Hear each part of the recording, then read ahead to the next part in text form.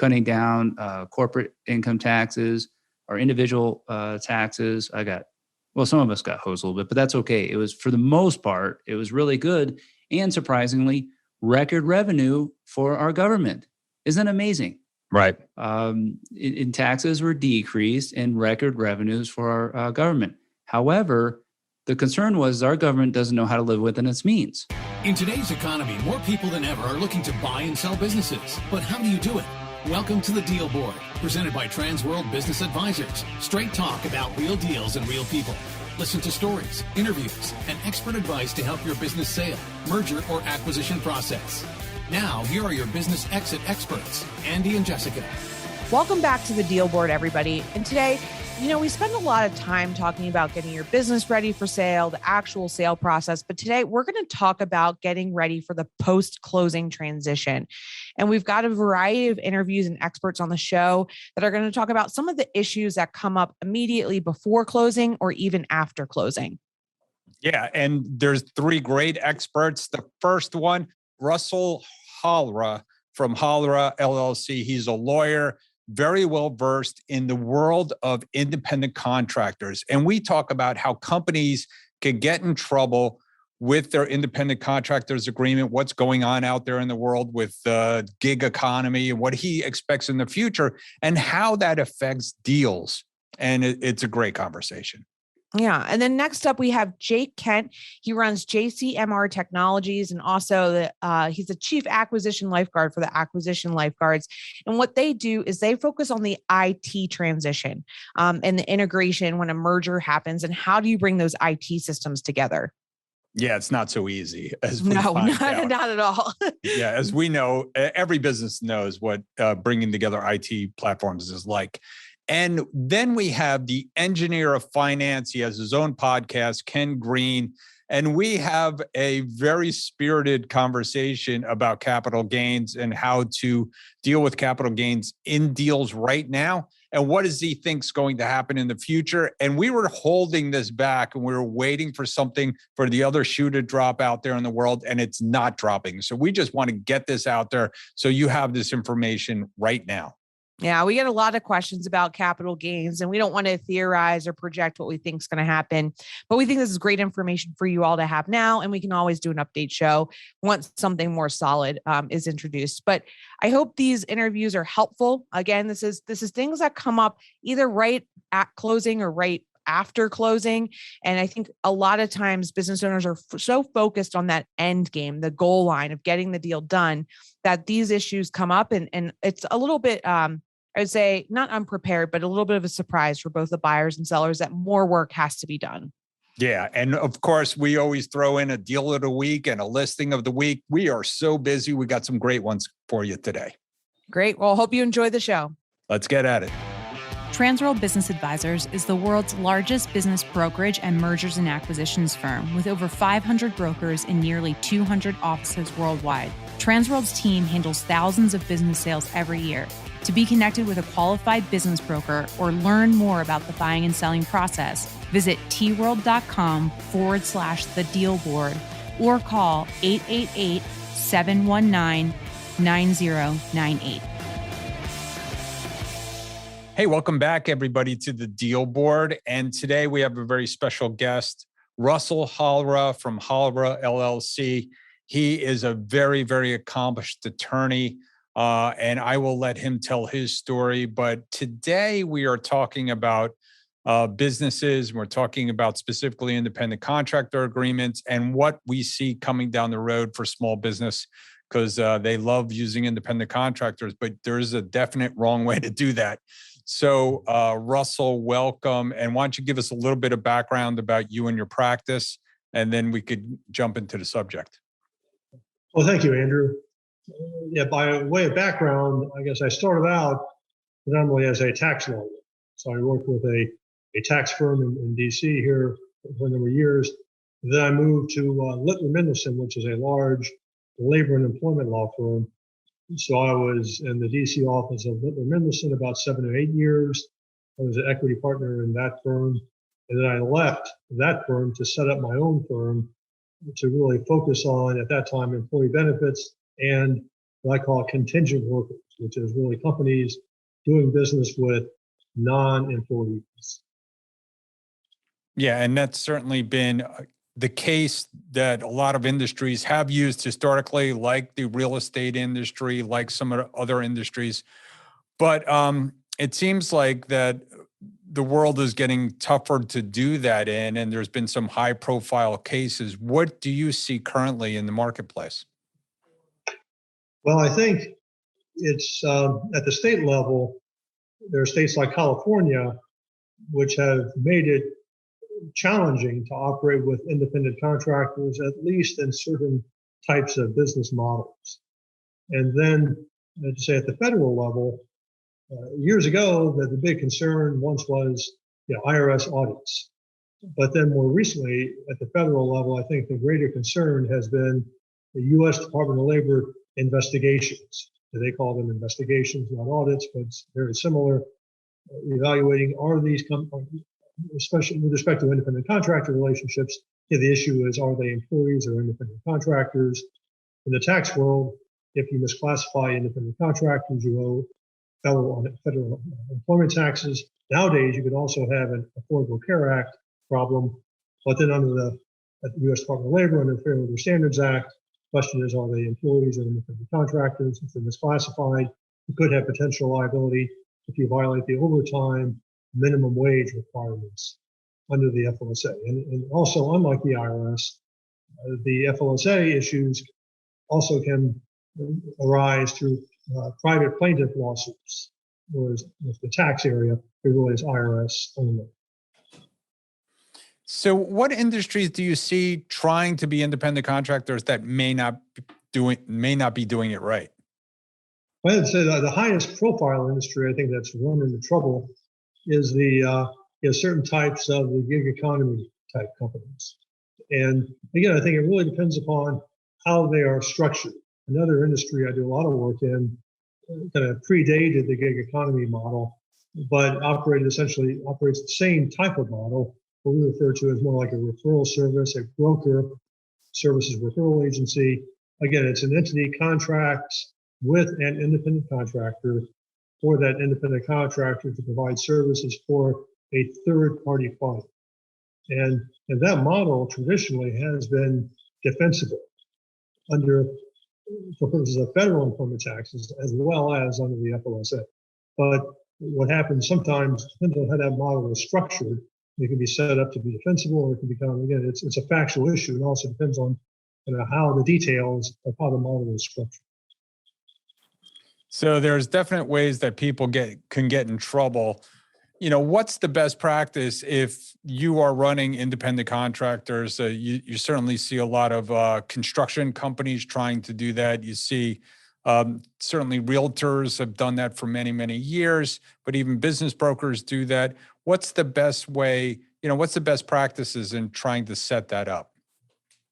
Well, ideally, again, the fundamental dividing line on worker status has been established by what we call the common law test, and it is essentially the right of control. If a company controls or has the right to control the means or methods of performance, that typically is deemed an employment relationship, and the company really needs to be comfortable abdicating that right of control in order to have a defensible independent contractor relationship. Now with that, you can certainly define the objective. And if you're a broker model, ideally what you want to try to do is make the broker as invisible as possible and as making as few decisions as possible on the substance of the work. Interesting. And so how do people get in trouble? I mean, obviously by violating those tenets, obviously. Mm-hmm. Well, I can tell you most often how a company can get into trouble is by, well, first, I think a threshold question is certain types of relationships are inherently employee-based. Certain types are amenable to independent contractor rules. So I think first, if for example, if the company is just trying to, for example, they say, well, I just want to reduce my payroll-related costs. I'm just going to convert these employees to independent contractors. Probably not really, unless you make substantial changes. But I guess typically what will get a company into trouble is where we'll try to exert control over what the contractor does. And then essentially, again, it becomes a fact issue. And the more right of control the company has, the more vulnerable it becomes. So ways to protect companies against that type of risk is to have a very clear independent contractor agreement that clearly sets forth the terms and makes it very clear that the right of control resides with the contractor, not with the company. And just to try to train your office employees who interact with the independent contractors to respect their independent status and not try to dictate to them how they do what it is they're contracted to do. So, and I would imagine the penalties for violating those laws are pretty big. They can be. For federal employment tax purposes, you could be looking at the range of 20 to 30%. In the FLSA area, it depends upon how many hours per week an independent contractor works, because any hour worked in excess of 40 per week, that could be an overtime liability. And plus, if they find willful violation, there could also be a penalty assessed with that. And right now, it is essentially $1,100 per violation. Be aware in the budget reconciliation proposal in the House, the proposal is to increase that the $1,100 penalty 20-fold, make it in excess of $20,000 per violation under the FLSA. Now, again, that's just been proposed, but in the current law, it's $1,100 per violation if they find willful or repeated violation. So let's talk about that. So we have perhaps a labor-friendly administration right now, and perhaps even Congress. So what do you see in the near future, or at least looking forward, say 4 to 8 years? What do you see out there as far as employers, having to change their business models? What do you think is going to happen? Well, I think the Biden administration has been very explicit, even leading up to the campaign. If you go to the Biden-Harris website, it was very strident in advising essentially voters that our goal, if we are elected, is to aggressively pursue what they characterize as worker misclassification. So I think we're going to see increased enforcement activity at the IRS. I think we're going to see increased funding at IRS to do so. Likewise, at the U.S. Department of Labor, I think we're going to see increased enforcement efforts. And I think also the U.S. Department of Labor has been pretty clear that they intend to be a little more draconian in their outcomes, because under the FLSA, Fair Labor Standards Act again, for overtime minimum wage, if there's a violation found, say unpaid overtime, what Department of Labor can do is collect the unpaid overtime, but also collect what they call liquidated damages, which is essentially double damages under the FLSA. So I have to say, under the Trump administration, typically the Department of Labor was not pursuing double damages. My sense is under the current administration, it probably will routinely pursue the double damages. So in my view, what that means, I think companies doing business with independent contractors, now would be the time to tighten the hatches, batten the hatches if you can, and review the agreements, update the websites, et cetera, and make sure that you have your relationships as defensible as possible. And also be mindful, if you happen to do business in the state of California, that state has a sort of unusual test, what's called this ABC test, 3-factor test, which is essentially the common law test, the general test, plus 2 mandatory additional factors. So in addition to having a traditional independent contractor relationship, you must also be able to show, in California that is, that the services are outside the usual course of your company's business, and also that the independent contractors are customarily engaged in a separate trade or business.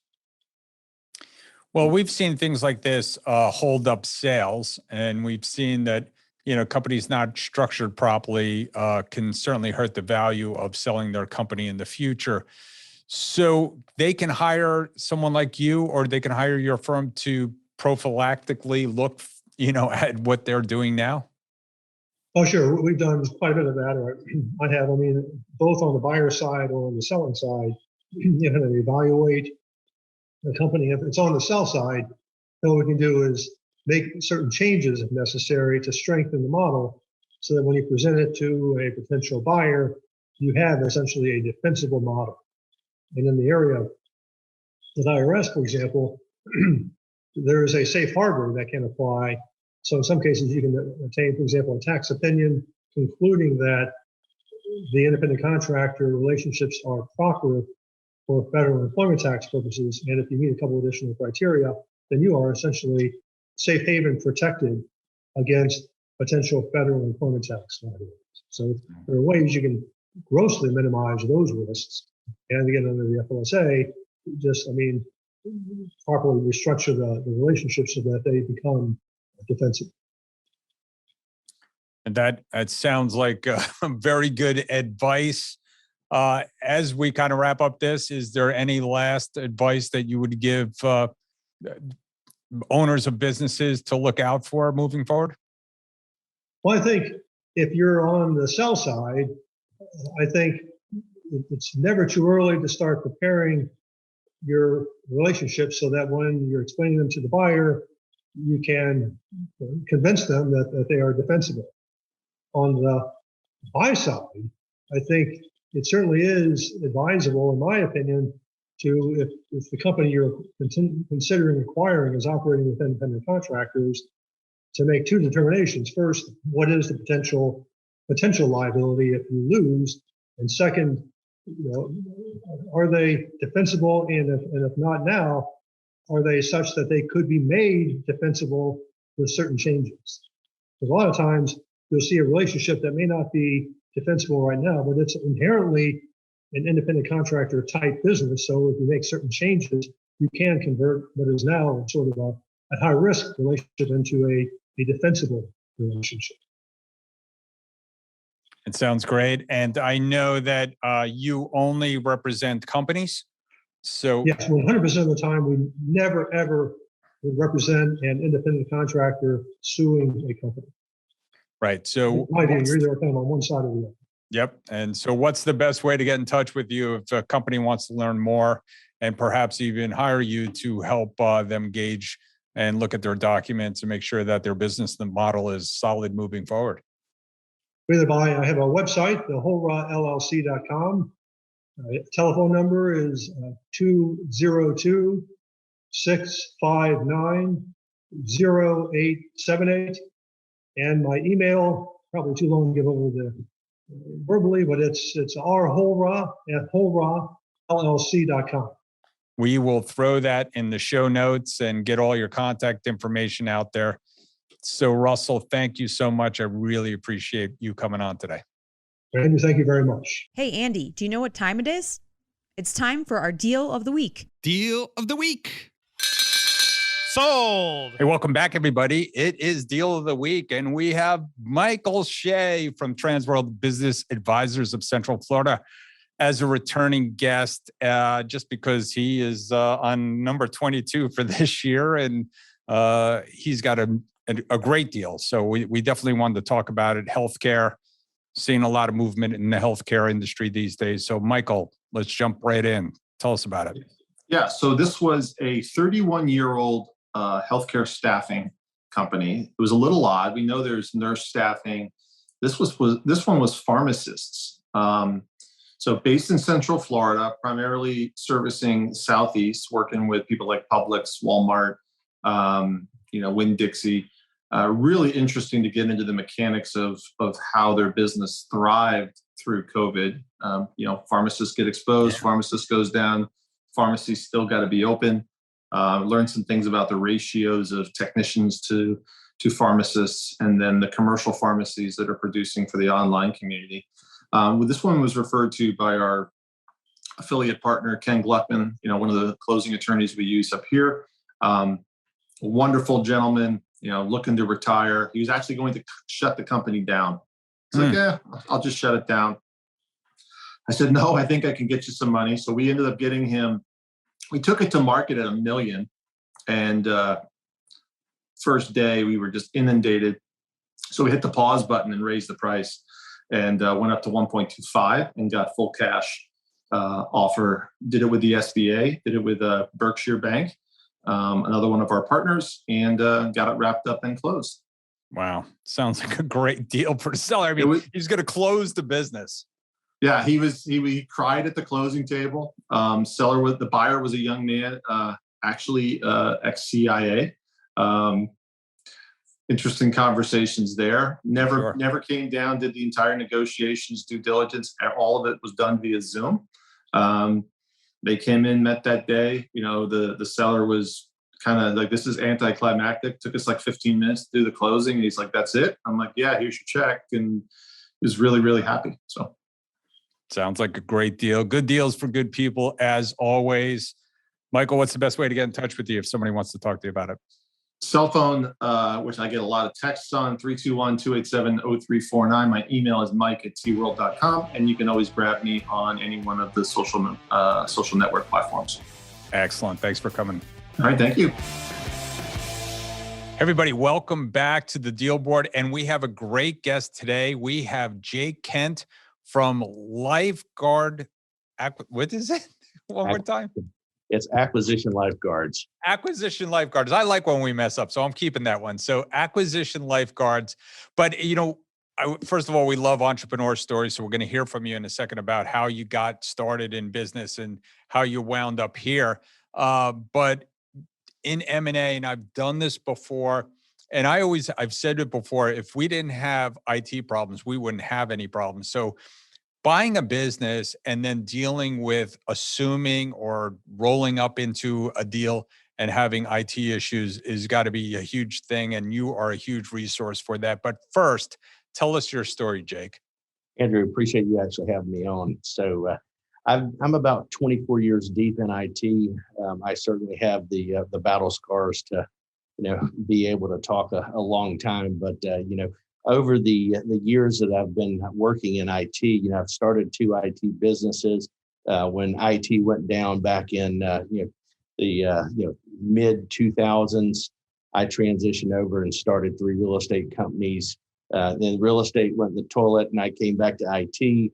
Along the way, I started a bank. So, long tenure of actually wanting to actually get things started. That's really what motivates me is, the how do we actually get this off the ground? So, over the years in the IT, I've actually been, moving over toward the executive side to really try to understand where that gap is between, the IT, technologist and the CEO and the CFO, and, try to really bridge that gap. So, the CEO and the CFO, they typically are all about numbers and, how's the culture going to come in, and how are we going to fold this in?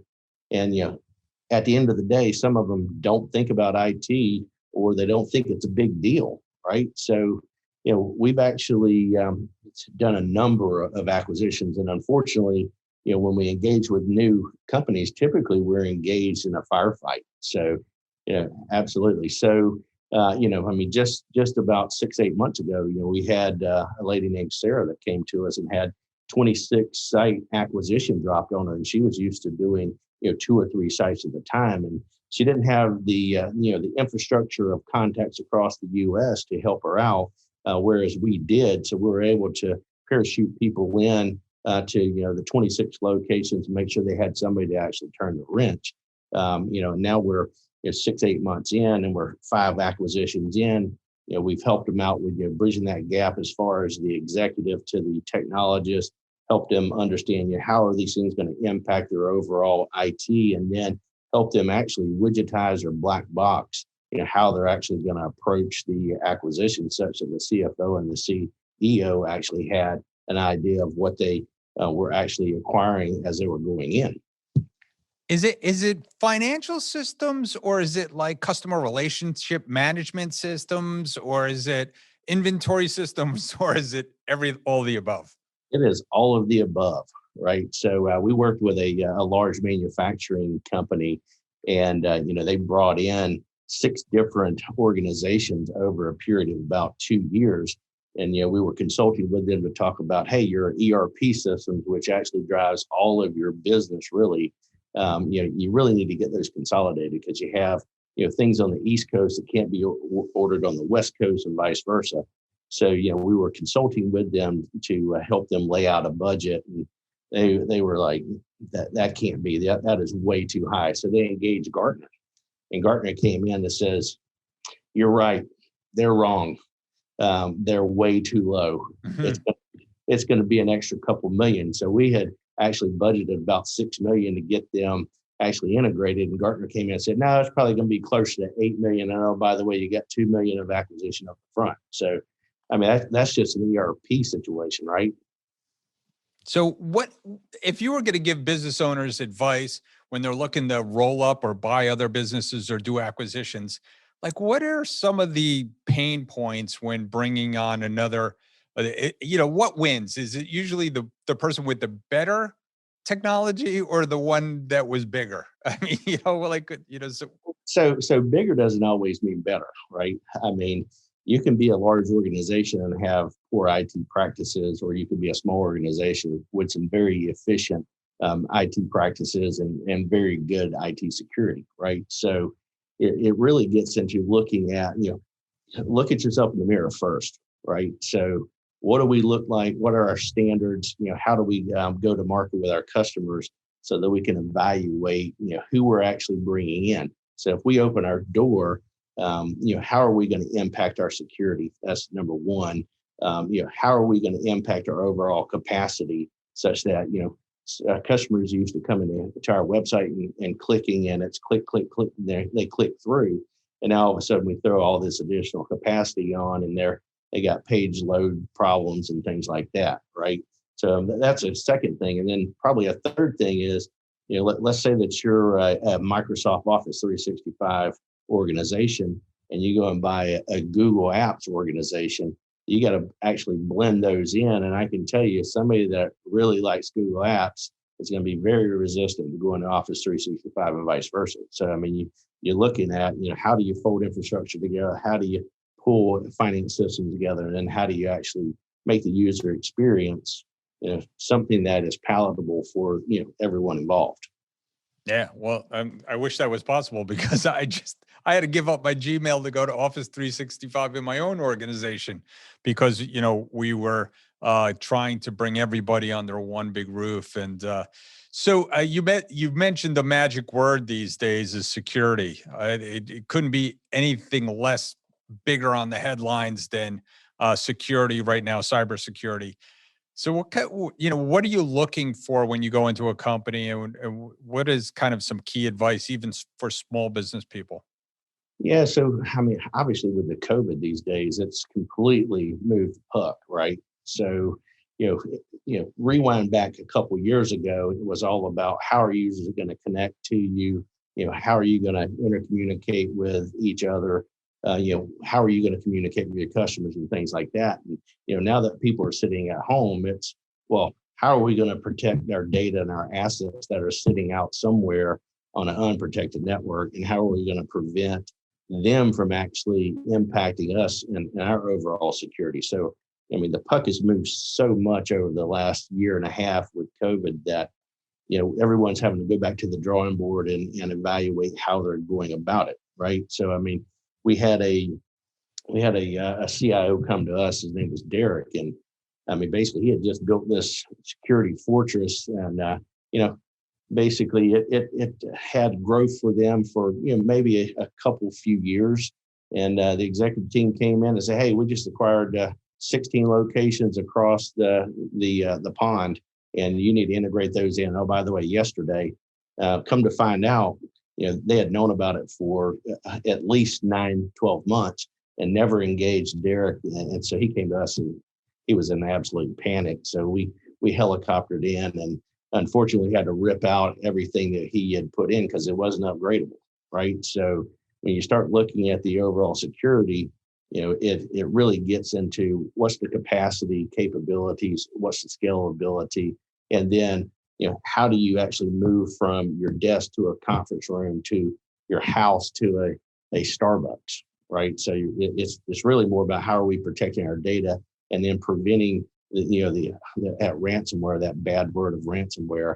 How do we prevent our data from getting encrypted where we have to either pay a ransom God forbid, hopefully we can recover from backup. Yeah, I mean, it's pretty amazing. I think the headline this morning was, what was it, 11 million that they paid the meat Yeah. company? I mean, Yeah, we actually have a company we've been working with for about 8 years, and basically there was a vulnerability that came through, and the funny thing was, some good Samaritan actually sent an email to the executive team and said, "Hey, we have your usernames and passwords, and we can get into your network. We're not going to exploit them, but you need to go ahead and correct this issue." And they're like, that's spam. And they reached back out to them on LinkedIn and they said, "Hey, it's us again. Still got the problem." So they ignored it again and they got hit by ransomware. Bam. They're down 12 weeks, had to rebuild everything. Yeah. So it's a real possibility that you can get hit. And the thing is, it only takes one endpoint that can really take your infrastructure and your assets down. yeah. So obviously backup must be pretty important these days. Yeah. So typically when we're looking at security, we're looking at it as overall business continuity, right? So let's say, take COVID out, take ransomware out. Let's say you had a natural disaster and it dropped your headquarters to the ground. How are you actually going to recover from that? Next week, month out, et cetera. I think now with post COVID, I think most organizations are in much better shape from a business continuity perspective with everybody working from home, but we still have that issue with the ransomware and the unprotected assets. And actually, when you move everything to home, the overall manageability of your assets drops through the floor. It's all incredibly important stuff these days. If you were going to give, people thinking about doing either a sale or a purchase, again, what would be a couple tips for them to think about, even preparing your business for sale? What would be the best thing to do? Yes, I think there's really three things, and that's what we've honed in on with the Acquisition Lifeguard. And the first one is making sure you create the lens and make sure that everyone's on the same page, right? So make sure you get a good cadence between the executive team and the technology team such that they know, hey, we're about to expand via acquisition, or hey, we might just be expanding organically, right? And make sure that as they're doing their capacity planning, they know, hey, I'm about to buy something. I don't need 20%. I need 100% growth over the next 3 months, 3 years, et cetera. So that'd be the first piece. The second piece would be looking at your overall infrastructure and understanding what's going to happen when you start piling things on. So you imagine a municipality and cities and states are constantly planning for growth of their city and their roads and things like that. And it only takes one road that was poorly planned to really cause a bottleneck, of people getting from one area to the other, right? So really looking in the mirror and looking at your infrastructure and saying, what can we service now? And if we throw all of this on it, can we service it? In addition to that, as we're buying, making sure that we're buying things that are scalable and not such that they won't box us in, right? And then the third piece would be actually get your widget, get your black box identified such that you can say, hey, here's how we do business, such that when you go to someone else, how is that transition from what they typically do? What's it going to look like coming to us? And then what's that overall cost going to be to us to actually make that integration happen? And hopefully we can build it into the deal, right? So that's an acquire. So, and someone that's looking to be acquired, I would basically heed those three things and say, hey, what's best practices as far as what the black box looks like? What does my infrastructure look like, and how does that align with best practices? And again, make sure the executive team and the technologists are actually in sync. Well, it sounds like Acquisition Lifeguard could save a lot of time and money post-acquisition or even during due diligence. I'm sure that is that when you get involved? In some cases we do, but in most cases we tend to get engaged on the back end, and then we get up front in the due diligence. We had a a large oil company actually reach out to us.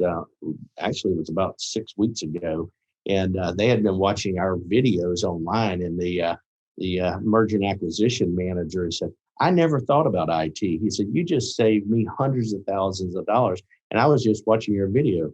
I said, "Well, I'm glad that worked out for you." Excellent. So if somebody did want to get you involved in a deal, what's the best way to get in touch with you? You just go to acquisitionlifeguard.com. That's plural, theacquisitionlifeguards.com/growth. And, fill that out, and we're happy to engage. And it's great. And it's great talking to you, Jake. Thank you so much for coming on today. I really appreciate it. Absolutely. It was a great time to be here. Hey, Jessica, you know what time it is? Money time? Almost. It's time for Listing of the Week. Hey, welcome back, everybody. It is Listing of the Week, and we have Andy Shah from Transworld Business Advisors of Richmond. Andy has a great listing, a nice, pretty big listing. And so, Andy, why don't you give us a little bit more information about it? Sure. So this listing is based out of Northern Virginia. It's a beauty brand company. They've been in business for 20 plus years. They are more competitor like Bed Bath & Beyond, Ulta beauty products. They sell. They're more on the e-commerce side. They're doing great since last 20 years. Their bottom line is $500,000. We have listed at like $10 million. There's a lot of potential to grow in the business.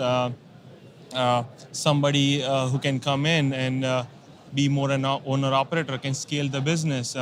They more are like, they do the manufacturing, they do the distribution, and they do the end product. So they are a mix of everything. It's not like that they get a product from third party and do it, but they're everything in-house.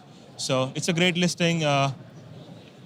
Sounds like a great listing, right? Absolutely. And Andy, as you were, you mentioned that this is a woman-owned organization, Yes. all the organic product, and they have a cause that they support, other causes. And this is looks like it has very high multiple. What are the revenues on this listing? So the revenue is between $1.5 to $2 million. We have listed at $10 million. So absolutely the multiple is high on the asking price, but there is a lot of scalable business, and it's good for an investor. Yeah, and we've seen a lot of these consumer product businesses go for high multiples. A lot of times because they have the SKUs with certain retailers and certain online retailers, we've seen other strategic buyers want to come in and take those SKUs and be able to put it through their channels and be able to sell those products for a lot more money. So we are going out to the market like Transworld does and find the best buyer for that business. So Andy, if they want to get in touch with you, what's the best way? So the best way to get in touch with me is my phone number, which is 804-894-0679, and I can be reached at ashah@tworld.com. Excellent. Thank you, Rupesh. Thank you, Andy, for coming on today. Thank you guys for having us. Thank you. Thank you. Hey, welcome back, everybody. And it is the Deal Board, and we have a very special guest. I was on his podcast, Engineer of Finance. Ken Greene is here with us today with an E.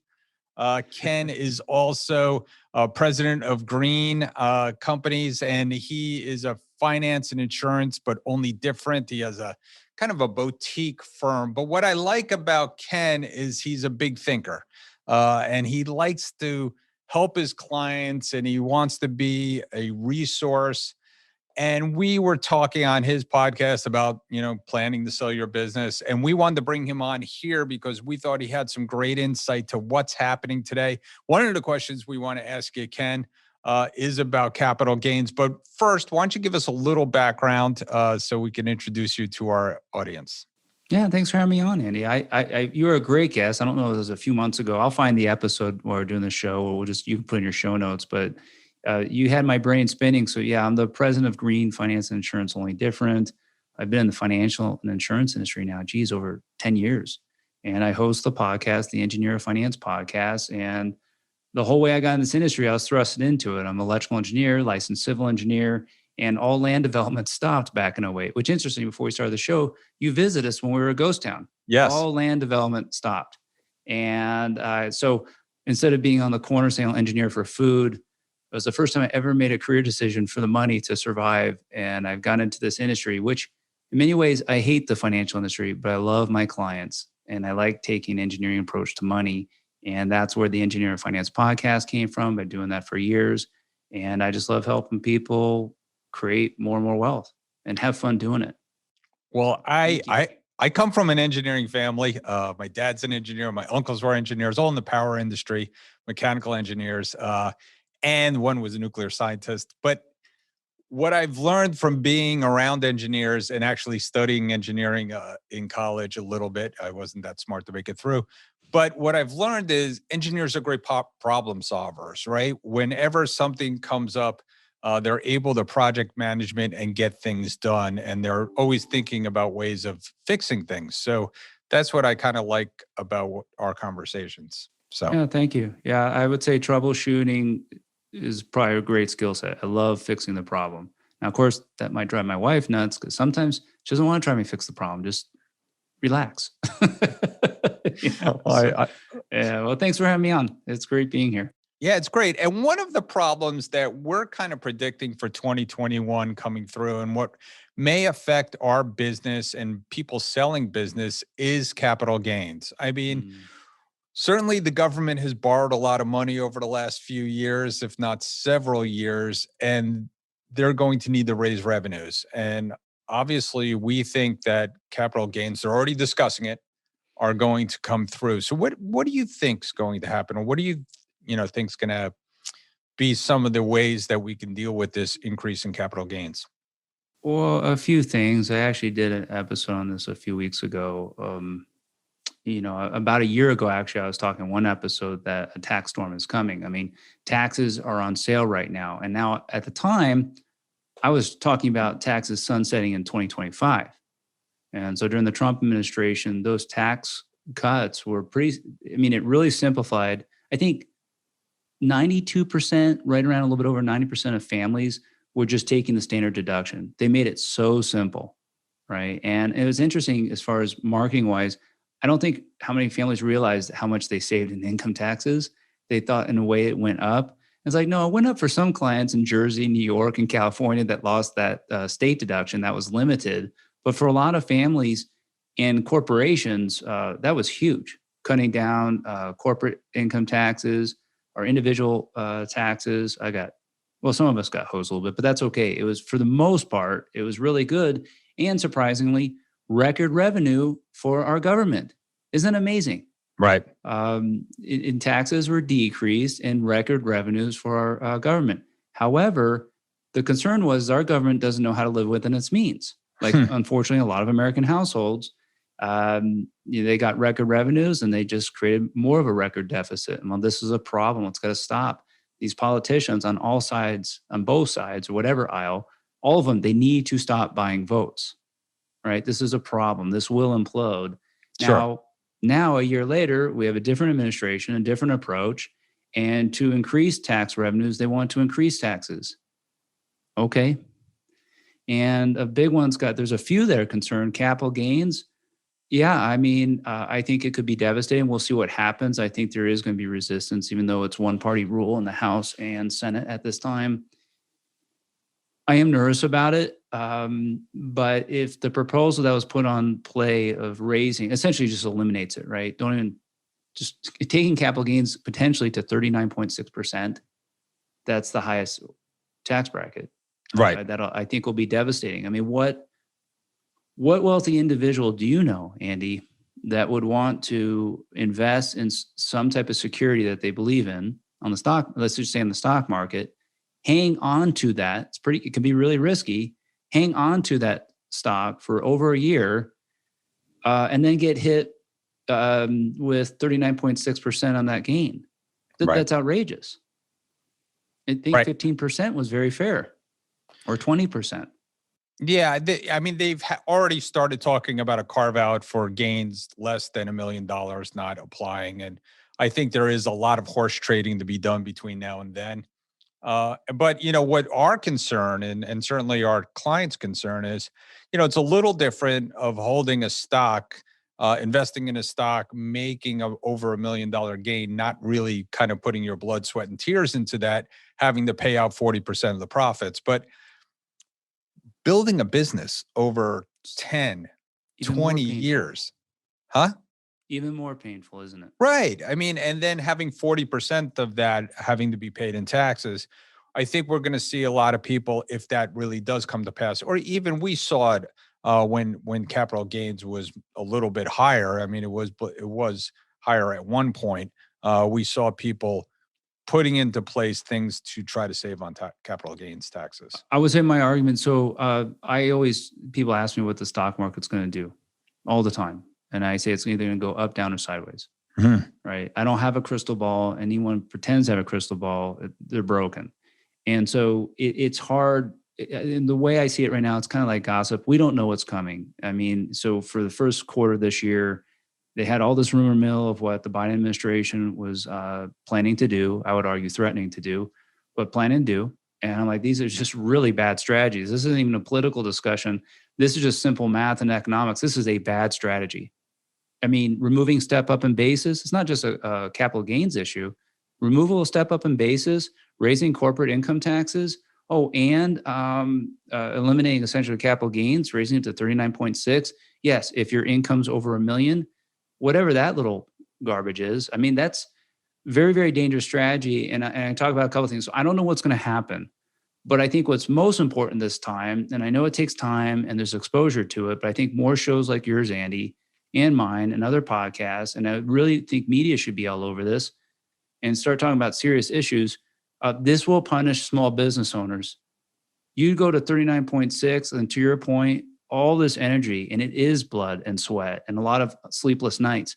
I've been running a small company since, geez Louise, end of 2008. I always thought I knew as an employee. I always cared for the business owners, and I always wanted to thrive. Never knew what it's like to wake up at night, making sure you can meet payroll and meet expenses. You go through all that. You finally have an exit strategy, working with like a business broker like you, right? To tee it up. And then the government's going to say, thank you, and hit you with the 39.6% capital gains tax. That's outrageous. And so one thing, just being proactive, I think we need to call our reps and our senators and get all over their butt with pitchforks. I mean, figuratively with pitchforks. Of course. Not the crap that happened in January, and let all our politicians know this is a horrible idea. You're going to destroy us. I mean, do you really want to help families out? Is this really about making our economy strong, or is there a different agenda? Right. Now, I can say that if it does become law, then we can look for solutions, but I don't know. Now, I can say that I do have business owners and I do have clients that have strategically decided on a risk reward level to sell their companies this year, sell substantial profits in real estate this year for fear of the storm that might be coming with those capital gains. It's like, hey, you know what? I'd rather take 20% now than potentially have to pay double that kind of opportunity cost next year if this really comes to fruition. So that's how a lot of people are adopting this year, is like, you know what? Kind of on the fence when I was going to sell my company or real estate. This has pushed me over. We're selling now. Now, the big fear is, fingers crossed, we're praying they don't make it retroactive, which I think is absolutely criminal and an entirely different discussion. But does that help on the capital gains discussion? We should be calling every single leader, well, leader is a tough word, politician, and say, don't do this. This is horrible. Yeah. Yeah, no, I think there's already talk at the business brokers, the IBBA and some of the M&A source organizations to put our collective, and the realtors. I mean, because the realtors are selling commercial and real estate, and people are getting gains. And you're right, it hurts the small, it hurts small business people, and for us to organize. And there's a whole bunch of tools. I don't know if you've ever used them, like Rally Congress, where you put your name and your address in, and it creates a letter. And we try to get people to write letters as well, because it is important. They need to hear from us. How do you spell that? Rally Congress? I didn't mean to put you on the spot, but I'm going to look this up after the show. Yeah, so I think you can you subscribe. We've had an effort to codify some of the stock compliance sale issues that when people sell stock in their corporation. And we've tried to codify to make it, again, giving small business the chance to sell stock in their corporations without having to go through SEC regulations. So trying to get a carve out for a certain amount and less. Again, looking to small business, the backbone of our economy. There's a lot of pressures out there right now with small businesses, including getting through the pandemic. PPP certainly helped out a lot of people, but right now there's an employment issue. I mean, a lot of people are struggling to hire people, and there's going to be kind of once. I have an article right now that I do think it is one of the best times ever to sell your business. And if any of these things come to pass, whether it be capital gains, whether it be raising interest rates, all those things are going to have kind of a downward pressure on valuation. And and like you said, if a whole bunch of people come to the market to sell their businesses, we could have a flood of the market. So there's a lot of kind of things kind of worrying out there that might drive the market to get much more busy. Well, Andy, I think one thing, questions I ask working with clients is someone has a company and they're on the fence. I mean, the best way, it's way better to be proactive than reactive, without question. And if people are on the fence about whether they want to sell their business or have been in a couple of years, and we have this huge threat that it might be double on the capital gains, it's time to make a really educated decision. Maybe this is the time to get ahead of it and just keep our fingers crossed it's not retroactive. I just think that would be very hard. It's happened in the past. I just pray that would just be so criminal if they. I don't think they will. They have done it a little bit in the past, but they certainly haven't done it the way.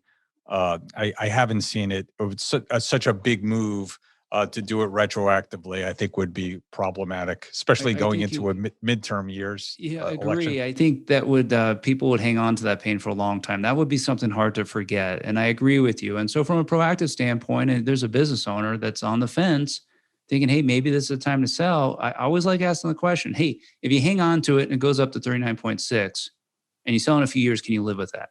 And if the answer is no, something to think about. And the other question is, if you sold it today, assuming it's going to go to 39.6, and come to find out it stayed next year, can you live with that?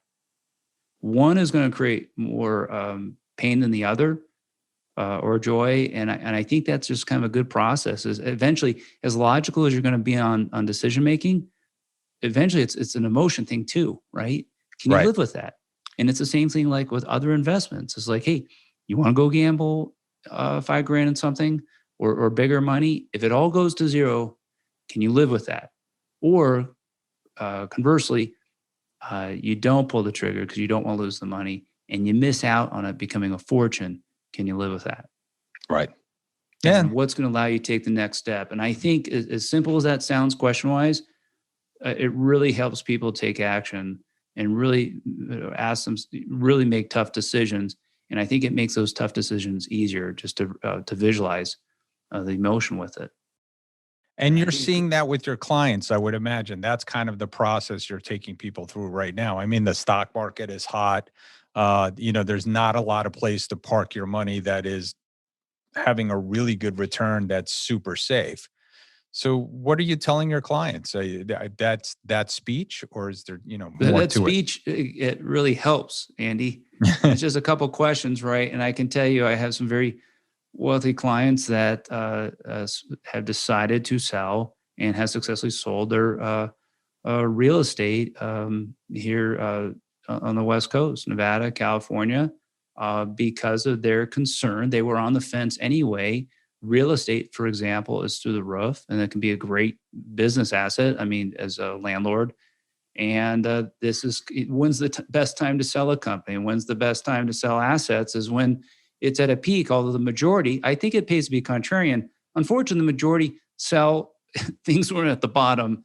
As long as everyone knows that, but most people can't handle the pain anymore. So they're like, I'm out. I can't handle this company anymore. I can't handle these issues. I can't handle losing all this on the stock market. So I'm out.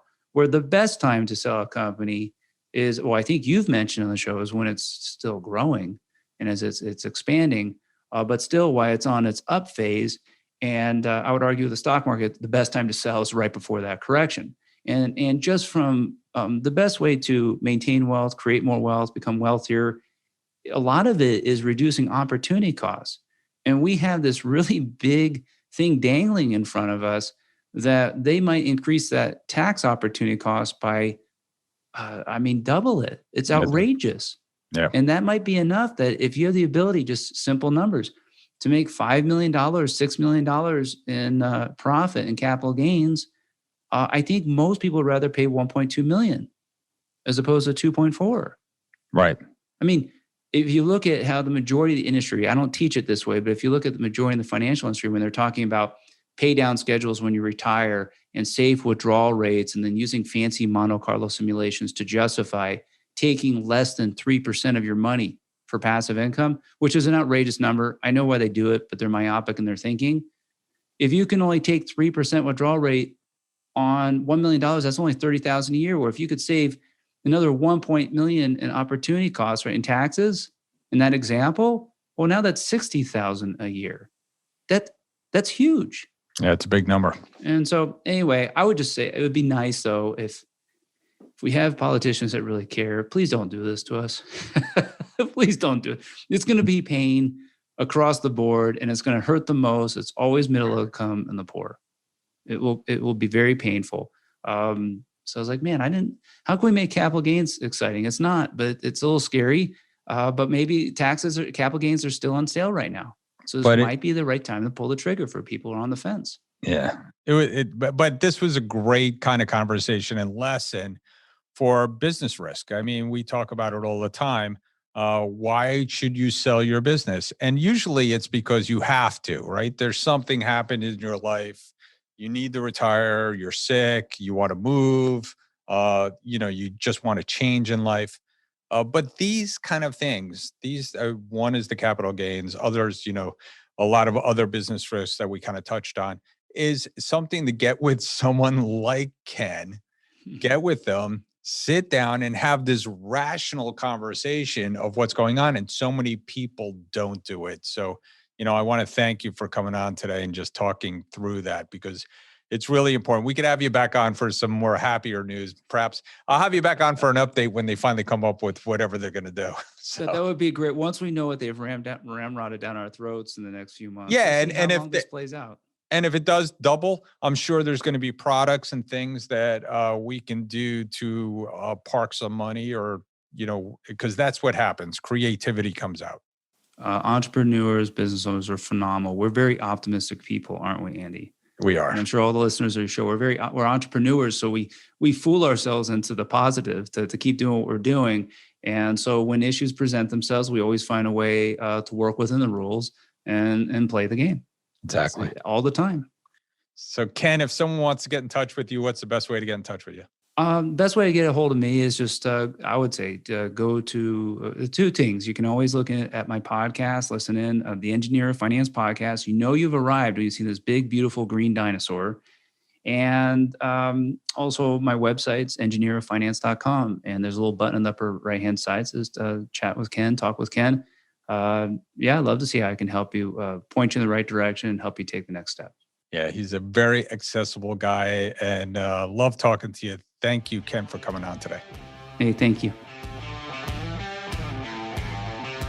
Thanks for tuning into the show today. If you like the podcast, share it with your friends on social media. And don't forget to subscribe and leave us a review on your favorite podcasting app. If you have questions, would like to appear, or have suggestions for topics for the show, get in contact with us through our website, thedealboardpodcast.com.